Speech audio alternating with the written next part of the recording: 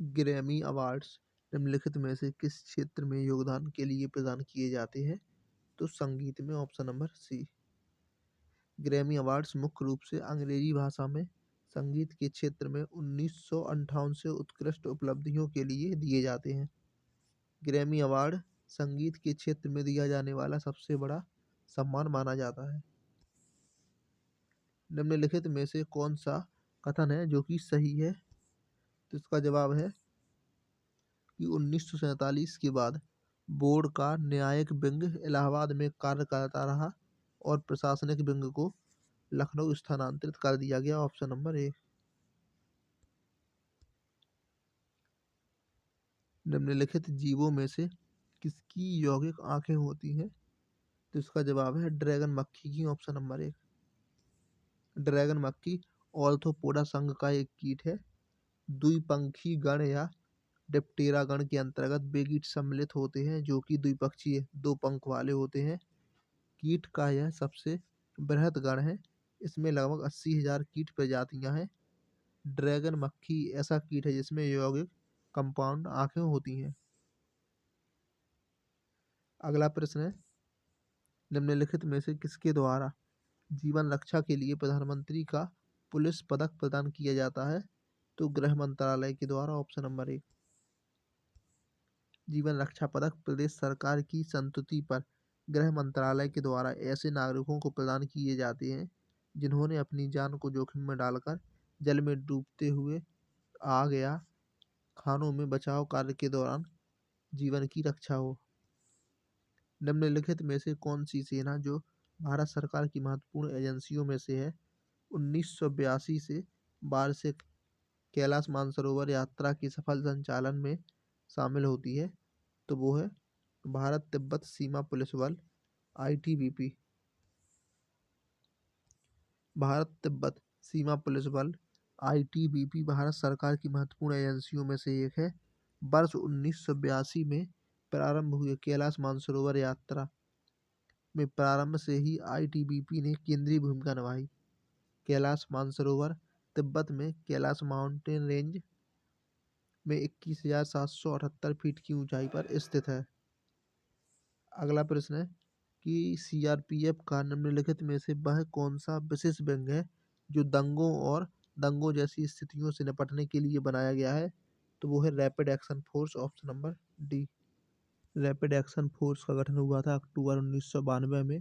CRPF की 10 बटालियनों से हुआ था इसका गठन। इसका मुख्य कार्य था दंगे और दंगे जैसी स्थितियों से निपटना। इस बल को दंगा नियंत्रण, आंसू गैस से गोले छोड़ने और आग से निपटने में महारत हासिल है। अब अगला प्रश्न है कि स्वामी नारायण अक्षरधाम एक हिंदू मंदिर परिसर है जो कि भारत के निम्नलिखित स्थानों में से कहाँ पर स्थित है? तो यह है दिल्ली में स्थित। नई दिल्ली में बना स्वामी नारायण अक्षरधाम मंदिर एक अनोखा सांस्कृतिक तीर्थ स्थल है। इसे ज्योतिर्धर भगवान स्वामी नारायण की पुण्य स्मृति में बनवाया गया था। यह परिसर 100 एकड़ भूमि में फैला हुआ है और दुनिया का सबसे विशाल हिंदू मंदिर परिसर होने के कारण 26 दिसंबर 2007 को यह Guinness book of world record में शामिल है। भारत छोड़ो आंदोलन 1942 झारखंड में किस नेता के नेतृत्व में लड़ा गया था? तो Chunaram Mahato, option number B. 1942 में भारत छोड़ो आंदोलन में मानभूम झारखंड का नेतृत्व क्रांतिकारी स्वतंत्रता सेनानी चूनाराम महतो तथा गोविंद महतो ने किया था। 29 सितंबर 1942 को भारत छोड़ो आंदोलन के दौरान मानभूम, पुरुलिया के बांदवान और बहराभूम थाना को स्वतंत्रता सेनानियों के द्वारा अदम्य साहस का परिचय देते हुए अंग्रेजों से कब्जे में ले लिया गया और पहली बार भारतीय तिरंगा झंडा फहराया गया। अगले दिन 30 सितंबर को रणनीति के तहत मानबाजार थाना कब्जा के दौरान ब्रिटिश सरकार की बोलियों से वीर चूनाराम महतो और गोलियों से वीर चूनाराम महतो और गोविंद महतो शहीद हो गए। भारत की निम्नलिखित नदियों में से किसका नाम संस्कृत शब्द लवणावरी से लिया गया है जिसका अर्थ है नमकीन नदी? तो इसका जवाब हो जाएगा लूनी, ऑप्शन नंबर डी। यह पुष्कर के समीप दो धाराओं सरस्वती और सागरमती के रूप में उत्पन्न होती है, जो कि गोविंदगढ़ के निकट आपस में मिल जाती हैं। यह भारत की एकमात्र अंतर्वाही नदी है। जोबाई, सूकरी और जोजारी इसकी प्रमुख सहायक नदियां हैं। निम्नलिखित में से कौन सा पर्वत दर्रा भारत के उत्तराखंड राज्य में स्थित है? तो वो है लिपुलेख दर्रा, ऑप्शन नंबर बी। लिपुलेख दर्रा है उत्तराखंड में, कोंगका दर्रा है लद्दाख में, खारदुंग दर्रा है लेह में और लनक दर्रा है अक्साई चिन क्षेत्र में। अब अगला प्रश्न है कि निम्नलिखित में से कौन सा लॉन्च वाहन मिशन चंद्रयान 2 में उपयोग किया गया था? तो GSLV Mk3, ऑप्शन नंबर एक। निम्नलिखित में से किस देश ने दुनिया का प्रथम तैरता हुआ परमाणु संयंत्र बनाया है? तो वो है रूस, ऑप्शन नंबर डी। सर्दियों के दौरान बर्फ में नमक डालने से बर्फ पिघलने लगती है, क्योंकि तो बर्फ की सतह पर पानी के हिमांक बिंदु को कम करता है, ऑप्शन नंबर सी। कपास प्रौद्योगिकी पर अनुसंधान के लिए केंद्रीय संस्थान कहाँ पर स्थित है? तो यह है नागपुर में स्थित, ऑप्शन नंबर बी। केंद्रीय कपास संस्थान है नागपुर में, भारतीय कृषि अनुसंधान संस्थान है दिल्ली में, Tata institute of fundamental research है मुंबई में, पंडित साबरमल शोध संस्थान है जयपुर में। निम्नलिखित कथनों को पढ़ें और सही विकल्प चुनें। तो पहला कथन है कि चोल वंश एक तमिल राजवंश था जिसने 13वीं शताब्दी तक मुख्य रूप से दक्षिण भारत में शासन किया। दूसरा है कि यह चोल वंश समृद्ध गंगा नदी घाटी में उत्पन्न हुआ था। तो जो कथन सही है वो है कि पहला वाला कथन तो सही है, जबकि दूसरा वाला कथन गलत है, ऑप्शन नंबर बी। एक सही है और दो गलत है। अगला प्रश्न है कि निम्नलिखित में से कौन भारत के प्रधानमंत्री की नियुक्ति करता है? तो भारत के राष्ट्रपति, ऑप्शन नंबर एक। संविधान के अनुच्छेद 75 के अनुसार प्रधानमंत्री की नियुक्ति करता है राष्ट्रपति, तथा अन्य मंत्रियों की नियुक्ति राष्ट्रपति प्रधानमंत्री की सलाह पर करेगा।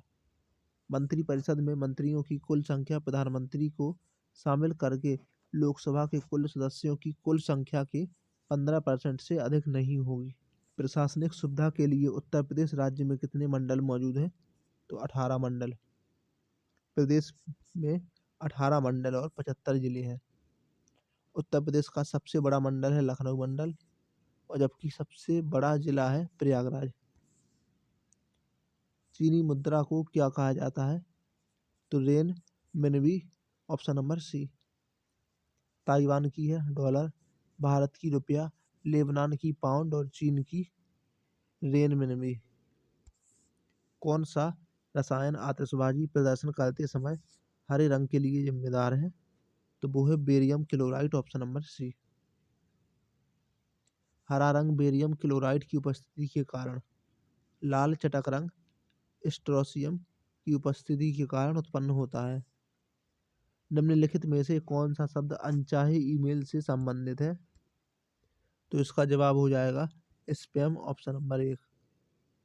किसी भी प्रकार की इलेक्ट्रॉनिक संदेश प्रणाली जैसे कि ईमेल, चैट, वेब चर्चा समूह या अन्य प्रकार के अनचाहे संदेश को स्पैम कहते हैं, और इनको भेजना स्पैमिंग कहलाता है।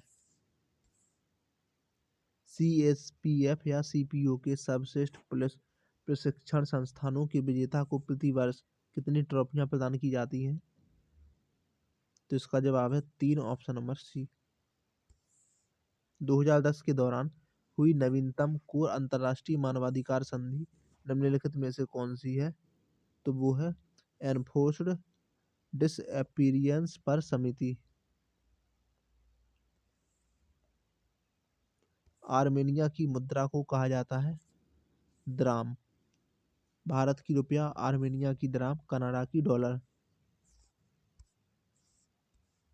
भारत ने GST के दोहरे मॉडल को किस देश से चुना है?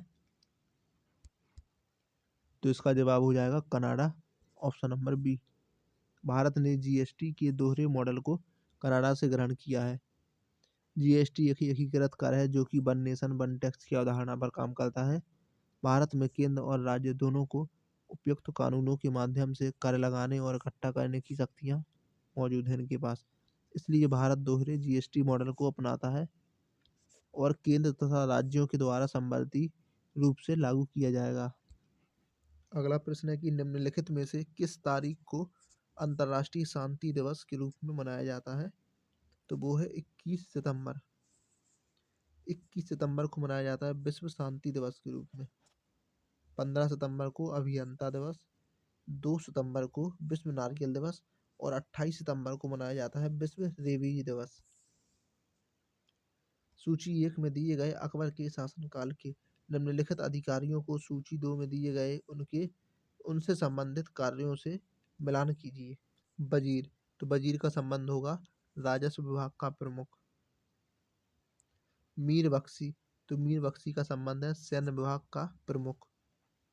मीर समन का संबंध है शाही परिवार का प्रभारी और प्रमुख काजी का संबंध है न्यायिक विभाग का प्रमुख। Option number C. प्रमुख काजी न्यायिक विभाग का प्रमुख, मीर समन शाही परिवार का प्रभारी, बख्शी मीर बख्शी तो सैन्य विभाग का प्रमुख और वजीर राजस्व विभाग का प्रमुख। चकबंदी से आपका क्या अभिप्राय है? तो भूमि का एकीकरण। Option number 1। शिक्षा मित्र निम्नलिखित में से किसे कहा जाता है? तो प्राथमिक विद्यालय के लिए शिक्षक। Option number 1। अगला प्रश्न है कि अंगूर की खेती को आमतौर पर क्या कहा जाता है? तो viticulture. Option number D. Viticulture अंगूर की खेती। सेरीकल्चर रेशम पालन। मोरिकल्चर रेशम कीट हेतु शहतूत उगाना और एवीकल्चर पक्षी पालना। आरंभ में निम्नलिखित में से कौन सा कार्य 1831 में राजस्व परिषद उत्तर प्रदेश के द्वारा संपन्न किया जाता था, जिसे 1932 से 35 के दौरान हटा दिया गया? तो कोर्ट ऑफ बॉर्डर्स से संबंधित कार्य। भारत के निम्नलिखित में से किस स्थानों के बीच में महात्मा गांधी के नेतृत्व में अंग्रेजों के विरुद्ध नमक मार्च आयोजित किया गया था? तो अहमदाबाद से दांडी। Option number D. नमक सत्याग्रह गांधी जी द्वारा चलाया गया प्रमुख आंदोलन था। महात्मा गांधी ने 12 मार्च 1930 में अहमदाबाद के पास स्थित साबरमती आश्रम से दांडी गांव तक 24 दिनों की पैदल यात्रा की। सुभाष चंद्र बोस ने इस दांडी यात्रा की तुलना नेपोलियन की उस यात्रा से की जो उसने एल्वा से पेरिस के लिए की थी।